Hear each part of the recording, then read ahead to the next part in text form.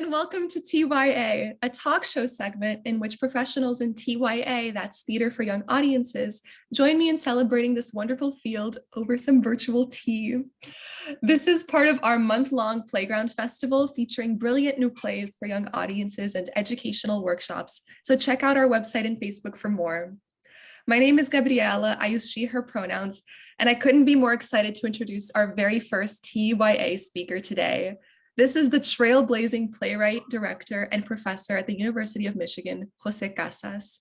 Please read the description below for his bio. In the spirit of healing, I would first like to recognize that Northwestern University, the institution that sparked this event, sits on stolen land. It sits on the original homelands of the Council of the Three Fires, the Ojibwe, the Potawatomi, and the Odawa.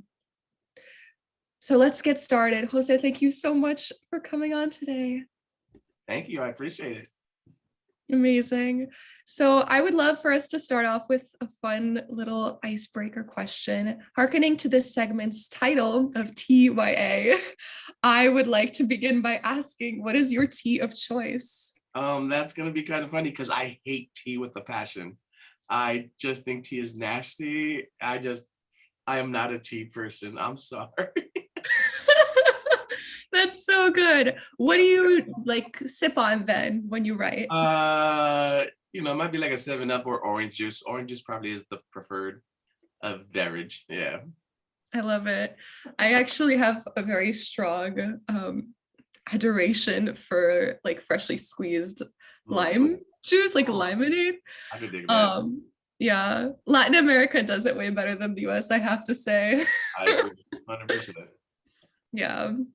So I am so excited about the prospect of young people engaging with this festival online. And I'd love to start by thinking about them. To those young people watching, what stories or messages do you want to share with them? Whether it's for adults or for my TYA plays, I consider myself a issue-based writer. And what I mean by that is I usually don't come up with characters or stories. It's issues that really bother me, issues that piss me off, issues that I'm passionate about, and I use that as a starting point for my theater. So if it's in terms of that question, it's anything that I feel our society needs to fix, especially regarding the lives of youth community in this country. So whether it's immigration, whether it's incarceration, whether it's healthy communities, it's issues that I think have to be examined and explored. Beautiful. Thank you so much for that answer. These are some big questions, but I love to bring them into the space. Why TYA, and what is TYA to you? That's a funny story because when I was at Arizona State for my playwriting program, they also have one of the better TYA programs. And I honestly believe, or I don't know if I believe, but I wonder if I'd ever be writing for youth if I hadn't gone there. Because I went to that program and had a lot of friends in the TYA program, and they would always say, "Yo, Jose, write some plays." I'm like, whatever. I'm a real writer. I don't write for kids. That was my attitude, and they would nag me to the point that for my thesis play, I wrote a geared towards high school age kids. I wrote this hip hop spoken word musical breakdancing joint that was off the chain. It was really fun. And so then I was like, okay, I'm done with it. And then a couple of theaters after graduation, like, we'll pay you to write a play for youth. I'm like, okay, I need the money. But more and more, as I started writing, I started realizing how important it was. And when I wrote, I would think about my nephew and my nieces and the children of my friends. And then at a certain point, I realized that writing for youth, you're writing for the most important audience that we have.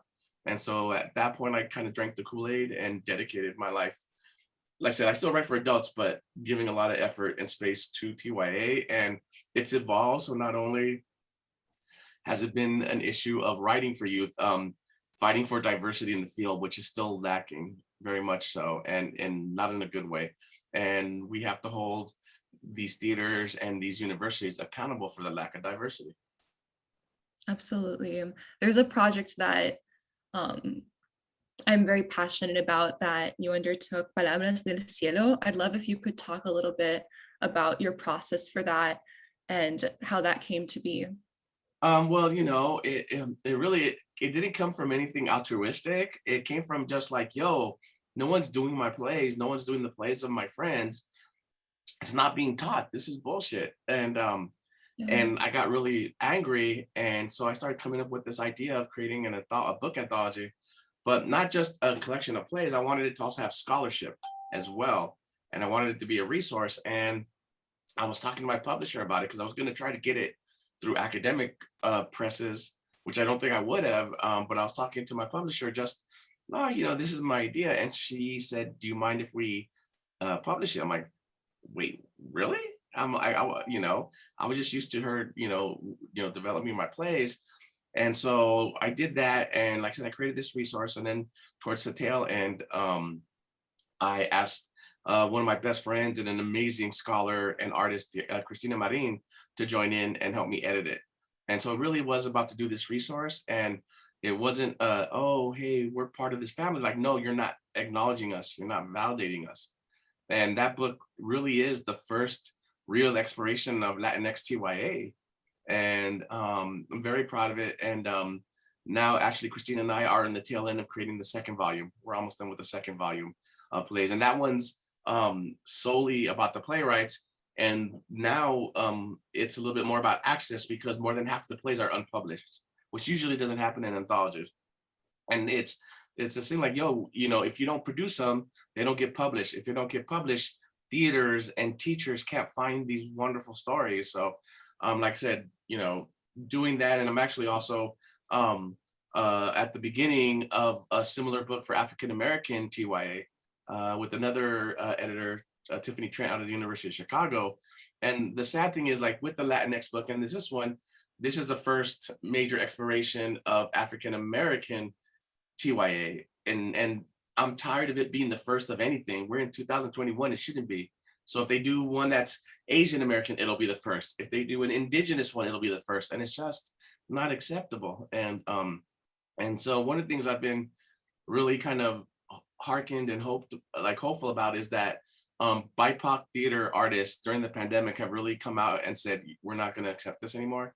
We're calling you out. And I think that's a shift that needs to be made. And we'll see what happens once we get to that new normal. But I'm hoping like that these books inspire young people, especially, Latinx kids, to be actors, writers, theater, administrators and teachers, especially at the college level, because we need to inspire more people to get into the field. But if the leadership looks like Donald Trump's wet dream, how are you going to inspire kids? I wouldn't be inspired.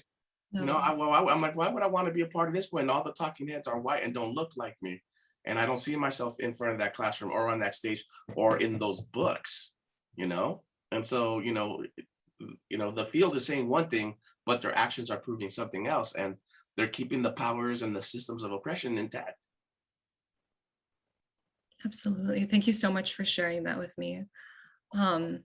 I would love to know, and you touched on this already, speaking about the scholarship and seeing works produced way more. But what dreams do you have for the field of TYA, for Latinx TYA, and how can college students like myself empower that vision? I think, like I said, it's kind of already hit on it, just to tell our stories, our narratives, but in a way that suggests a true effort. Because one of the things with both of these books is to show you that Latinx isn't the same. Chicano isn't Boricua, isn't Colombiana, isn't Dominican. And I know they taught it at Texas, one teacher, and I'm like, that's great, but if she was a white teacher, does she know the differences, the nuances between these different Latinidades? No. And so my hope is just that we get more kids into education and let them decide what space they want to be, whether it's academic or professional. But it really is about showing our narratives, making the distinctions between our different communities, and not just produce our plays as every other year it's the Latin play. No, you have to build relationships with those communities and build those audiences, and that's my main hope and goal. Sometimes I feel really hopeful about that, sometimes not at all. It just depends on when you catch me. But that's the hope, is to really, with TYA, is to encourage our youth to be in that field. Because like I said, I know in the Latinx theater in LA, we always kind of argue about this, like, oh, about building audiences. I'm like, are you really going to get a 40-year-old macho Mexican to go see a play and all of a sudden he's singing show tunes? It's not going to be very likely. And so I can't think about me right now. I need to think about the future and how to get those kids involved, because I don't think it's going to happen in my lifetime. So we have to start planting the seeds in our kids now. Absolutely. Yeah. Yeah. I would love to know, in these times when it feels not as hopeful, how do you, as a writer, as an artist, keep going? Where do you look for inspiration, for energy? That's a good question. And even now, sometimes I just want to quit, you know and I'm out there a lot. Like I said, I was a former director of diversity for AATE. I'm currently on the board of Children's Theater Foundation of America, trying to be a part of it, but there are times where I'm like, I want to leave TYA, and I wish that wasn't the case. But it's just like, why am I spending this time fighting this war when sometimes feels I'm just like pounding that wall, and the only thing that is coming out of it are my bloody knuckles. But I go back to like who the audience is, what I mean? And when I write for youth, I feel there's a little bit more of an obligation for me personally. And so sometimes I might take a little bit of a break, but even the break doesn't last very long. And just because I'm kind of a glutton for pain, and it's just like, as much as I say, oh, I'm gonna quit this, I know every fiber in me can't. It just can't. It's just too important to me, and our children are too important to me, and our community. And not only am I a writer, I'm also an audience member, and I want to see good theater. And so for me, it's about what keeps me in it is propping up my colleagues and my friends. So with these books, I mean, it's not just, oh, here are these plays. I want my friends to be known and validated. There's so many wonderful stories, and it's that idea of promoting them and getting them out there into the world that keeps them in it. Like I said, maybe once in a while I have to take a weekend off and just watch a bunch of junk food movies, but then I'm right back on it on Monday morning, and it's who I am. And I live my life by this Zapata quote that says, I'd rather die on my feet than live on my knees. And that's just how I view the world, not just TYA. So as much as I say I want to quit sometimes, I know I never will, just because I understand its importance. And I want to leave the world a little better place than when I got here, Yeah, absolutely. Thank you.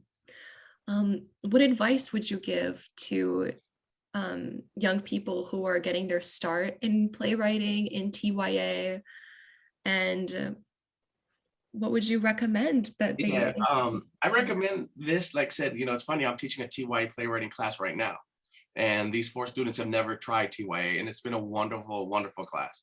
It's been, and just to see them like, oh, discovering TYA, and like, wow, and seeing, when they succeed or when they're proud of an idea or something, it shows.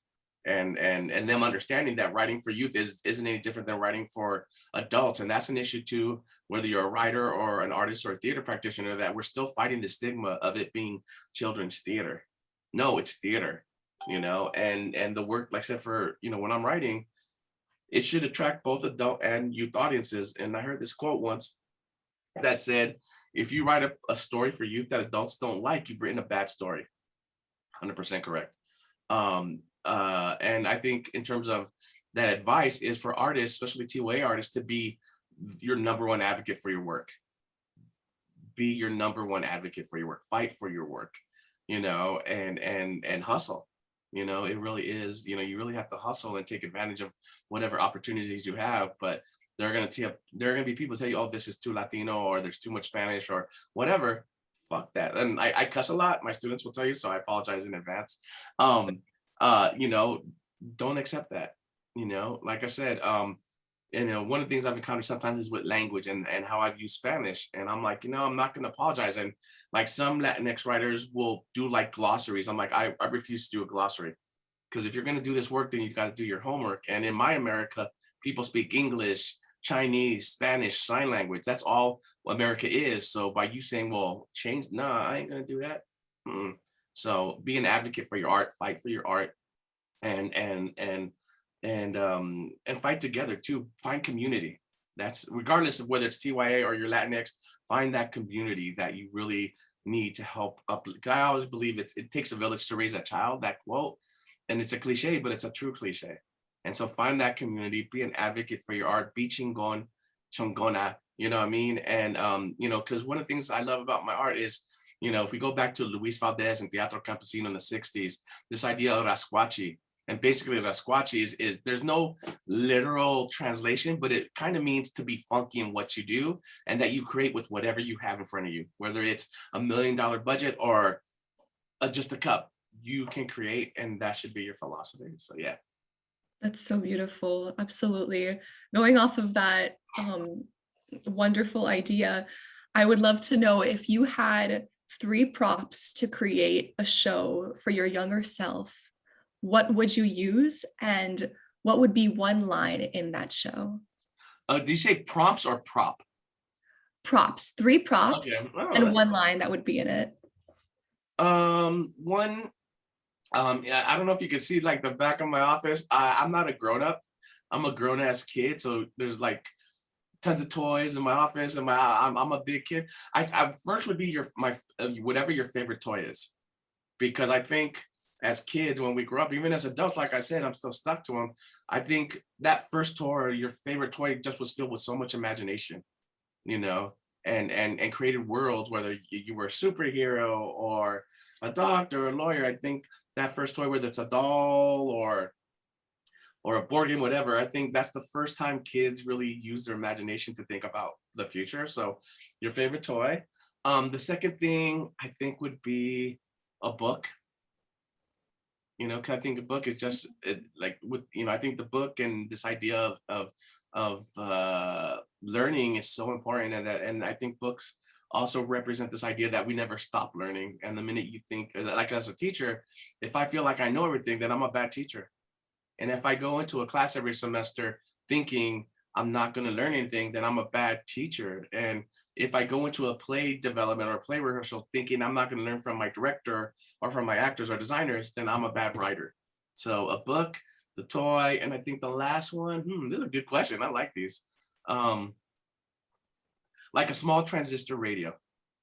And the reason I say that is because, you know, we're inundated with movies and TVs and the internet and our phones. And there was a time when people didn't have that, you know, and there was a time when people used to listen to the radio and they would create those images off of those words. So it's a reminder of what we used to do, and but how that's part of, we could still do that now, you know. And it's a, how do we communicate? How do we have a language? And language comes in different shapes and forms. So those would be the 3 things I would use. And then a line. And this is a cliche, but I really believe it. You can't, let's see, you can't move into the future. I'll paraphrase. You can't move into the future if you don't remember the past. And I really believe that, because like I said, for me, if Luis Valdez wasn't around, I wouldn't be around. But if Bertolt Brecht from Germany wasn't around, Luis Valdez wouldn't be around. So it's about that past that we have to still, and, you know, I'm Chicano, and the Chicano movement in the 60s, that's what started. It was, you know, this idea of political activism and social justice, but it was also created, this movement was also created to remind us of where we came from, because too many people are forgetting that. And so that's what that would kind of be my cheesy line for that. That's beautiful. Thank you. That's something I'm really excited about. I'm actually taking a class right now about writing ancestry. And in a lot of my plays, there's magical realism that reminds the characters where they are from, what their roots are, ancestors will come in. And that's something that feels really important to me as an immigrant, as a Latinx person. And I get really excited when I see how different people from different backgrounds will imagine those things and feel comfort from that. That joy feels important. Exactly. I think it's rooted in our, I mean, I don't know if you guys read La Ofrenda. I think you did, right? Yes. The altar. I mean, that's a prime example. Even right now, like I said, the second I get off this with you, I need to finish. It's been really late. I'm doing a reimagination of Frankenstein, where the Frankenstein doctor is a little girl science nerd, and she creates a monster because she's lonely and her parents are never around, and she submits the monster to the science fair. So but there's a scene with the altar, and where La Ofrenda, it was the grandma like, why doesn't my grandson know about La Ofrenda? Whereas in this one, the girl knows. This is like one of their family traditions, and the parents aren't away because they're scientists. And so she talks with abuelo, and so she asks him like, tell me a nice story about you and abuelita because she's passed. And also just at one point, because she's already kind of thought about creating the Frankenstein, she asks her abuelito, can we bring people back from the dead? And he's like, why are you thinking that way? Like, no, well, then we don't have to feel that pain. And you know, because she's building the Frankenstein. So that's why he doesn't know, but that's why she's asking him. So, but that altar, that's who we are as a people. And as an artist, like I said, you know, connecting, that to me is the most beautiful and elegant example I can give. You know what I mean? Absolutely. There's a quote that you have in another interview that I absolutely loved. That was that all of you and your friends happen to have butterflies and skeletons in all your plays. I'd love if you could talk a little bit about symbolism and how certain things become packed into that, Yeah. and how to keep thinking about how to make it nuanced and show people different sides of Latinx identity that hasn't been showcased before. You're hitting it, and that's a funny quote, because I don't know if there's another entry, because I tell my friends, I'm like, and I'm joking around, like, man, I'm fucking sick of Latinos having butterflies and skeletons in all their plays, and my friends like, don't you do that? Guilty as charged, man. Yeah. And I think it's so ingrained in our culture. And you bring up a really good point, and me and my friend always kind of disagree about this. He's like, why do you always write about race? I'm like, well, when racism is over, I'll stop writing about it, homeboy.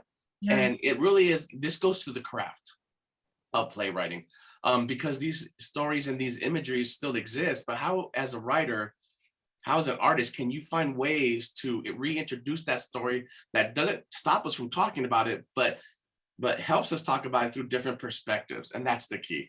You know what I mean? Because there are always going to be butterflies. Like I said, there's butterflies in the play I'm writing right now.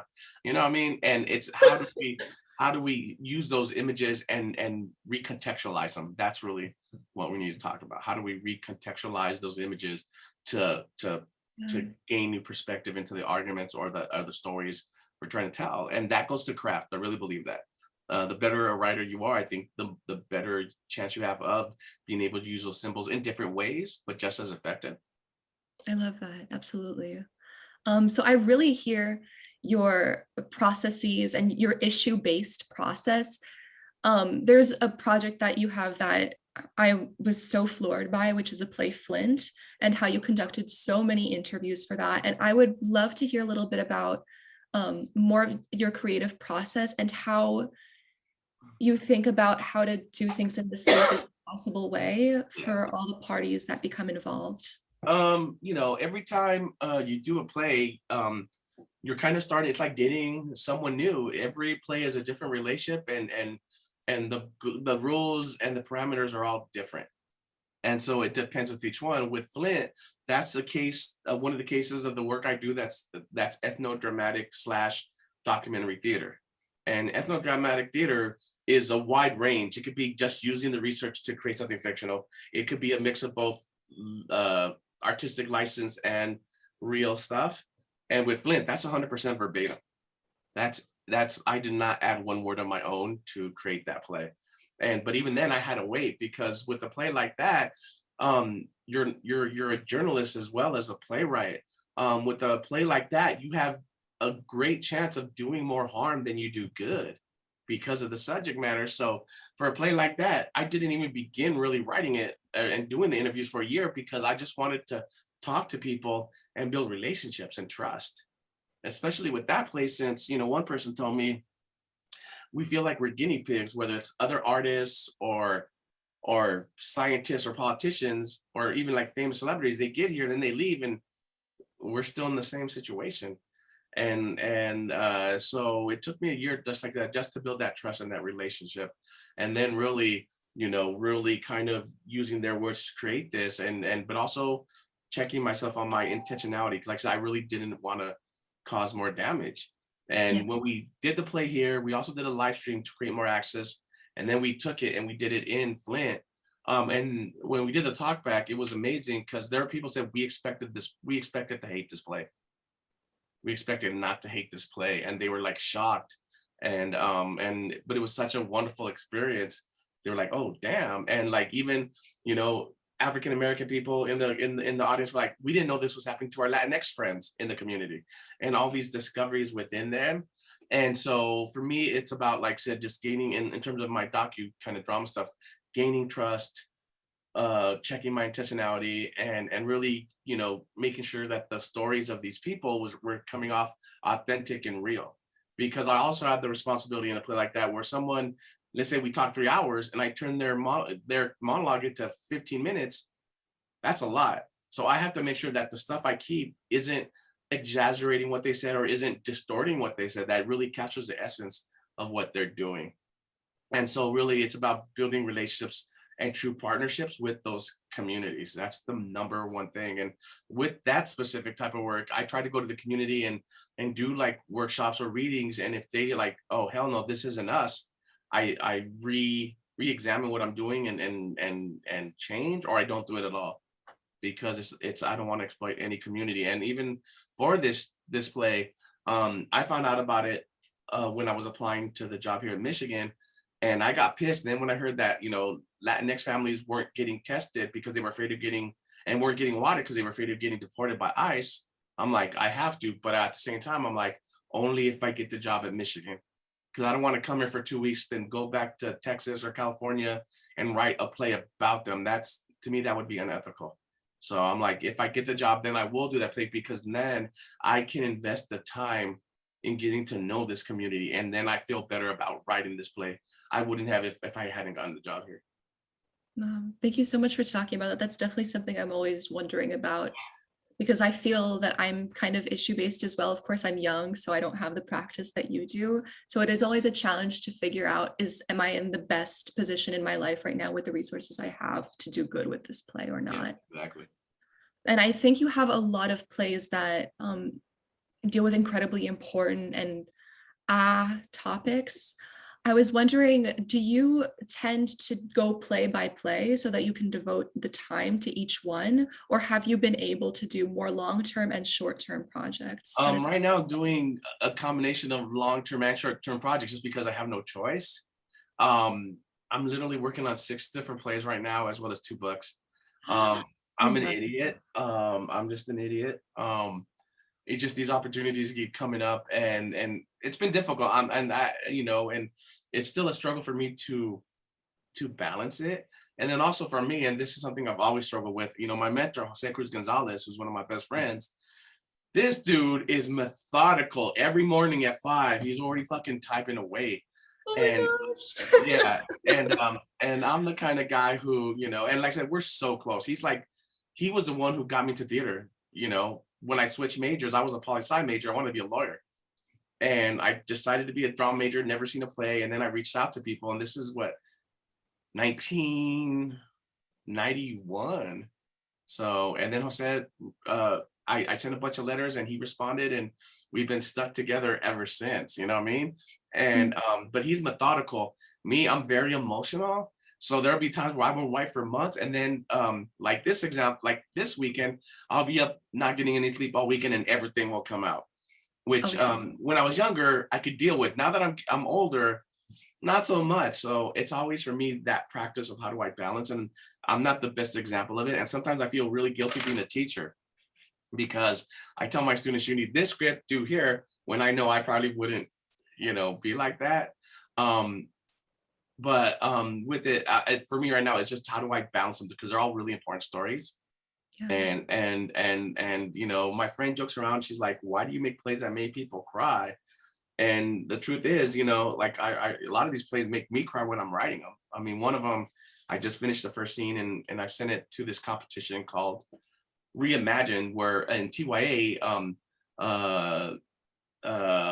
right now, Children's Theater Foundation of America, Child's Play, and a couple other theaters, they're doing this thing, and they should be announcing it soon, where they're going to choose 8 BIPOC TYA playwrights to do developments with 8 theaters. And so the one play I submitted, it's about an Afro-Latino kid who struggles with mental illness, and his mom settles mental illness, and that's actually inspired by my nephew who struggled with it, and as a kid who at 7 threatened to commit suicide. And so Sometimes I ask myself why I write these plays, just because they emotionally kill me. But like I said, I feel they're important. You know, luckily, for example, I'm doing an NYU development thing in the summer with a co-writer called Mariposa Butterfly, so another butterfly thing. Oh my Um, God, I love that play. oh, yeah, that's right. We sent it to y'all. And so we're Yeah. developing it at NYU. And so that one's kind of nice because even though we do have some like political stuff, it's just very simple and subtextual. But and when I wrote the first draft, my co-writer, Sandy Asher, she's like, I love this play, Jose, but maybe it's better for a high school crowd. I know you want to make allusions to like the kids on the border locked up, but this play, you kind of have to remember what it was like to see a rainbow for the first time and how happy it made you. I'm like, yeah, okay, Sandy, you're right. And so that plays like a little levity for me, you know. It's like, okay, it's a little simpler and I need those every once in a while. I did one like last year, theater for the very young, and I never done theater for the very young before. And one of my cohorts when I was at UT Austin, you need to write. I'm like, I'm not gonna write for 3-year-olds. I ain't gonna do that. But we did a play in North Carolina last year called Desvelado, about this little kid who can't sleep and the moon comes to try to help him out. And we had a friend of ours from Texas who was a design person, and it was so amazing. Oh my God! But it just even then, it helped me see theater and my own writing in a new way. So for me, it's just kind of like I just throw up in the air and see what sticks and hope for the best. And but yeah, it's difficult. I'm not gonna lie, especially right now, it's been difficult because you want to give your heart to every project equally, and that's a struggle for me. But I think I do all right. It's just me trying to manage my time better, you know? Absolutely. No, but I absolutely hear that. I'm definitely the type who will stay up and then I have to figure out how to pick myself back up. You're also a professor, which I think is really incredible. I would love to know, like, when you're writing these very difficult subject matters and then you still have to, wake up the next day and be a really inspiring force, how do you take care of yourself and how do you throw on all those different hats? I'm not very good at that, to be honest with you again. And my friends will tell you, and it's funny. I'll tell my friends who are in academia, hey, self-care, but then a lot of times I don't listen to my own advice. When we did Flint, that was I almost had a nervous breakdown because I'm like, yo, we can't just do the play, So I created a symposium, an art exhibition, like I said, the live stream, the thing taking it to Flint and all by myself. And then since I've been here, I brought my production of my play about immigration 14. I brought a professional cast from LA to do workshops, not with just theater students, but like students in Latin American studies, sociology. To me, they're all my students. I brought in a play about a young African American girl who was shot by the police in California, brought that production. I'm always trying to bring in work that our students can learn from. And then my approach to teaching is, especially playwriting, I'm not here to teach you how to be a playwright. Your biology teacher isn't here to teach you how to be a biologist. Hopefully, we're here to help give you the tools that allow you to be critical thinkers. That's really the most important thing. And how you use those tools makes you a playwright or a doctor or a lawyer. And the reality is that, in theater, and I'll say this, I think this is even being generous, I would say 90% of kids who go into theater don't make it a career. It's too fucking hard. I don't have any kids, but if I had a kid and they wanted to be an artist, I would support them 120%. But if they want to be a doctor inside of me, I'd be really happy. Just because sometimes the life of an artista is just really hard. And, I graduated from college 30 something years ago, almost 30 years ago.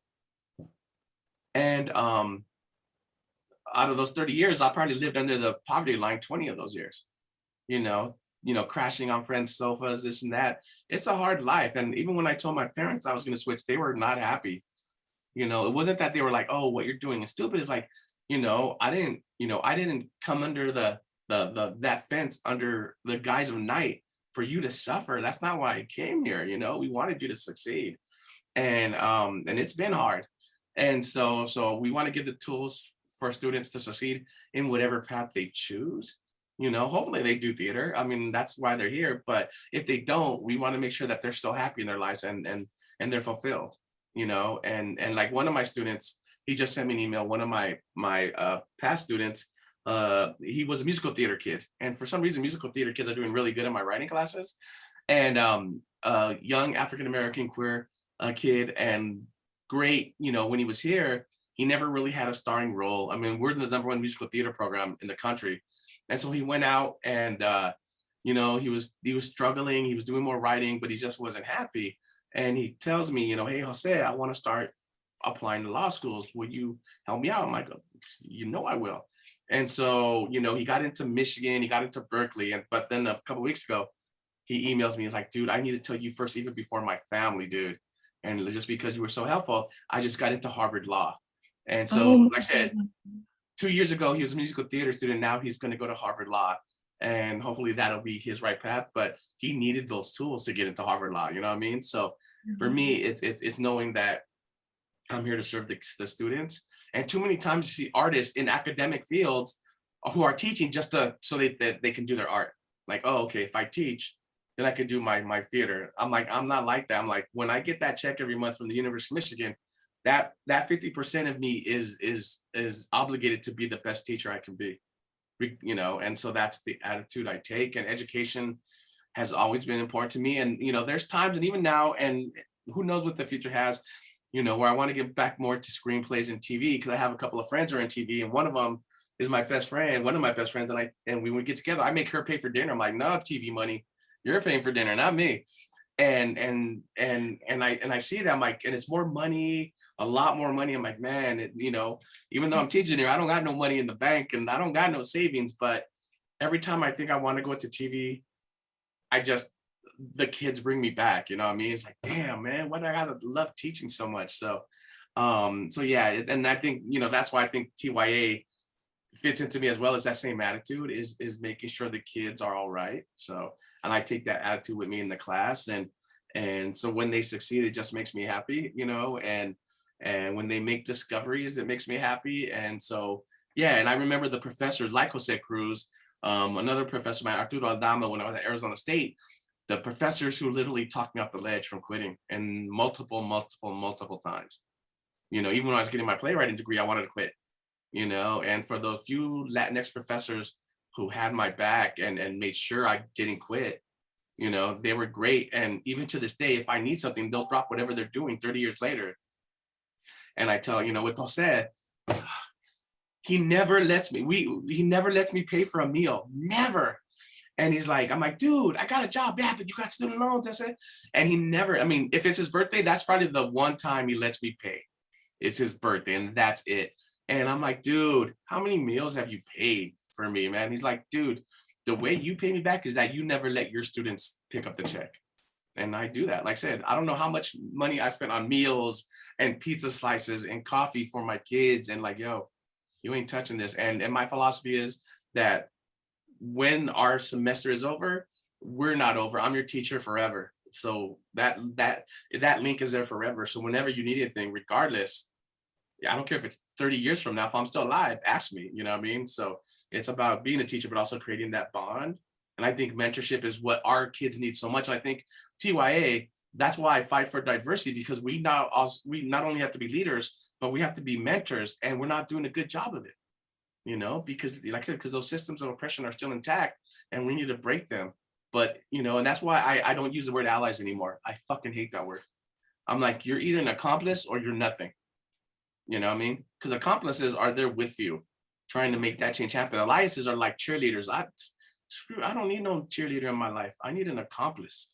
I have a friend who doesn't like the word accomplice, because he thinks that, the association with like people of color, especially Black men in incarceration. So he uses the word co-disruptor, he can use it. I'm like, dude, that's cool. I totally get it. I'm going to use, because this is what I feel, but it's because to me, an accomplice is someone who believes in verbs and actions, and an ally is just a noun. It's passive. So that's like, these are all the attitudes. I know I went on a tangent, but these are all the attitudes I bring with me when it comes to education. Oh my God, no, I so deeply appreciate that. And that's something that has helped me so much as a young person. I think of like coming to Northwestern, I wasn't sure if I would stay on this path because of certain experiences I'd had. And like, I think of how Laura Shellhart reached out a hand, Henry Godinez, Sandra Marquez, Nami Moon, all these people. it's incredible how much educators impact people's lives. It's remarkable. Yeah, no, I agree. Yeah. So I would love to ask you a question. This isn't meant to be religious at all, but I think like there's something very theatrical in my mind about heaven, or not heaven, but the dreamy dream. I would love to know what would be your, like, the image of your dreamy dream, like the absolute celebration of joy. I'll give an example. For me, it's Carnaval in Brazil. And there's just something that like feels very important. I kind of bring that energy with me to my work, and I would love to know, like, what is your image you feel comfortable? Are you from Brazil by chance? I am. I'm from Rio de Janeiro. I went to Brazil 2 years ago. One of my colleagues, wonderful colleague, Ashley Lucas, she runs the Prison Creative Art project here. And every summer though, she takes students to Brazil to do Theater of the Oppressed and Theater for Social Change workshops in prisons and in the university. So I went with them a couple of years ago. It was, oh my God, it was. And we went to first Floria. Floria, what's the name of the city? The university, it's a smaller city, a couple of hours away by flight from Rio de Janeiro. Florianopolis, is that it? I think. Yeah, we went there and we did it, and then we went to Rio and doing work in the prisons. Oh my God, it was, and working with the students, who, and our students, a lot of them were from privilege, and unfortunately with some of the group, they showed that privilege, when the director's like, bring toilet paper because the university probably won't have some, and this is the university in Rio. There were students who would take a boat and 2 buses just to get to classes, and none of these students are going to make any money, and they know it, but yet they're there studying teatro. You know what I mean? And then even for Flint, they heard that I had done it, and they did about 5 scenes for Flint in Brazil, in a Brazilian way. That just, I'm like, first of all, like, what the fuck did y'all do to my play? And secondly, it was amazing because it was total like Bowalian 60s street revolutionary theater, the way they did it. It was amazing. Wow. And so I love that. And I think for you, like that question, what would be that image? I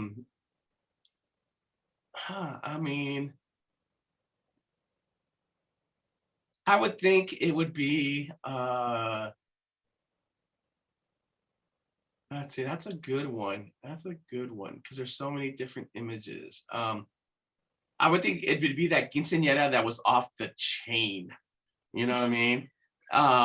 With the taco trucks there and this, and just the abuelitas, the tias, the tios, and just, the cops didn't come. And literally, I wish I was kidding with this.